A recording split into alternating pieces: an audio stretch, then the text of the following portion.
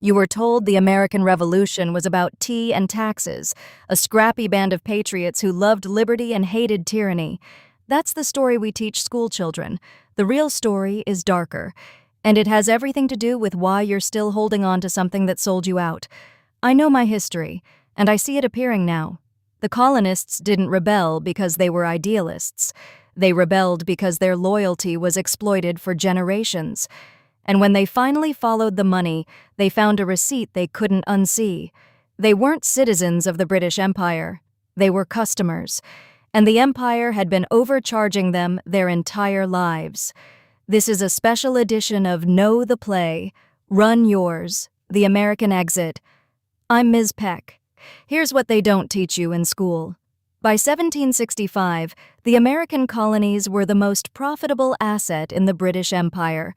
Not because of natural resources, though there were plenty, but because the entire colonial economy was designed as a one-way valve. Resources flow to London, wealth flows to London, decisions flow from London. The Navigation Acts. Say those words to a colonial merchant in 1760 and watch his face. These laws required that all colonial trade had to travel on British ships, pass through British ports, and be taxed by British customs agents. You couldn't sell tobacco directly to France. You couldn't buy sugar from the Caribbean. Everything went through London, and London took a cut. Then came the Sugar Act, the Stamp Act, the Townshend Acts. Every piece of paper in the colonies, newspapers, legal documents, playing cards, had to carry a British tax stamp. Every glass of Madeira wine, every pound of tea. The colonists weren't being taxed to fund services, they were being taxed to pay off Britain's war debts, wars they had no vote in starting, wars that, in many cases, made their lives harder. The British East India Company, a government-protected monopoly, was going bankrupt, so Parliament gave them a bailout, exclusive rights to sell tea in the colonies, tax-free for the company, taxed for the colonists. That's the receipt right there. Follow it. A government-protected corporation is failing. The government changes the rules, so the corporation wins and the people pay. Sound familiar? The Boston Tea Party wasn't a protest against high taxes. It was a protest against a rigged game. The colonists weren't saying taxation is theft. They were saying, you don't get to take our money, give it to your friends, and call it government. Game film, red pen. 3 steps, the same playbook you've seen all series, running in 1776. Step 1. Create dependency. The British system made sure the colonies couldn't manufacture anything themselves. No factories, no finished goods production. The colonists grew raw materials and bought back the finished products at London's prices. Economic dependency isn't an accident. It's the business model. Keep them producing what you need. Keep them buying what you sell. Never let them build their own. Step 2. Tax the loyalty. Here's the insidious move.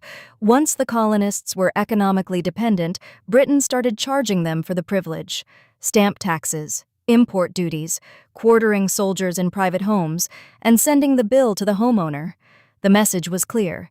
You're not members of the empire. You're a revenue stream, and your job is to pay. Step 3. Punish the question. The Intolerable Acts of 1774. When Boston protested, Parliament didn't negotiate. They closed the port, dissolved the colonial government, imposed martial law.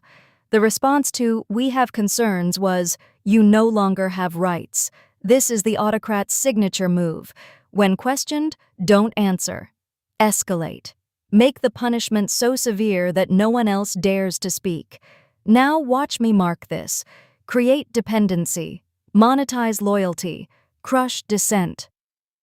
The colonists didn't rebel because they were angry about stamps. They rebelled because they'd been patient for decades and the system only got worse. They tried petitions. They tried boycotts. They tried negotiation. Every door was locked from the inside. That's the moment revolution becomes the only option. Not when you're angry, when you've tried everything else and the door is still locked. Here's where the teacher gets direct with you. When I look at the British colonial system and I look at modern political movements that demand absolute loyalty, I see the same architecture, the dependency. We are the only ones telling you the truth. Everyone else is lying. You need us to understand what's happening. That's not information. That's a trade monopoly on reality. The loyalty tax. Send your money, show up to the rallies, share the talking points, prove you're with us. Not because it helps you, because it funds the machine. Your loyalty isn't just emotional. It's financial, it's social, it's your reputation with your family. You've invested so much that walking away feels like bankruptcy. The punishment for questions: you're a rhino, a traitor, a plant. You were never really one of us. The instant you ask, wait, who benefits from this? You become the enemy. Not because your question is wrong, because your question is dangerous. It threatens the business model. And here's the thing that should stop your breath. The British Empire was the most powerful government on earth in 1776. The colonists were outnumbered, outgunned, outfinanced. The smart money was on total defeat, but they left anyway. Why? Because they'd seen the receipt. And once you've seen it, really seen it, you can't unsee it. Staying becomes more painful than the risk of leaving. Hero Thinking Booster for this special edition: the Declaration Method. Thomas Jefferson didn't sit down and write the Declaration of Independence in a blaze of inspiration.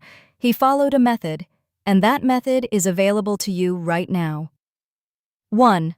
List the grievances. The Declaration is mostly a list. 27 specific complaints against King George. He has refused his assent to laws. He has dissolved representative houses. He has made judges dependent on his will alone, not philosophy. Receipts. Jefferson documented every broken promise, every abused power, every time the system failed. Try this tonight. Open a blank document. Write, "These are the things I was told that turned out not to be true." Keep writing until you can't write anymore. The list is your declaration. 2. Show it to someone you trust. Jefferson presented his draft to the Continental Congress. They edited it, argued over it, changed wording. The Declaration wasn't one man's manifesto, it was a community document. The founders didn't leave alone, they left together. 56 of them signed their names. Each one knew that if the revolution failed, that signature was a death warrant. Your exit needs a witness. One person who reads your list and says, "I see it too." 3. Declare. Not in anger, in clarity. The Declaration doesn't rage, it states facts. It appeals to a candid world. The founders didn't just say, "We're leaving." They said, "Here's why. And here's what we're building instead." Your declaration doesn't need to be public. It needs to be honest. This is what I believed. This is what I now know. This is what I choose. Here is the exit.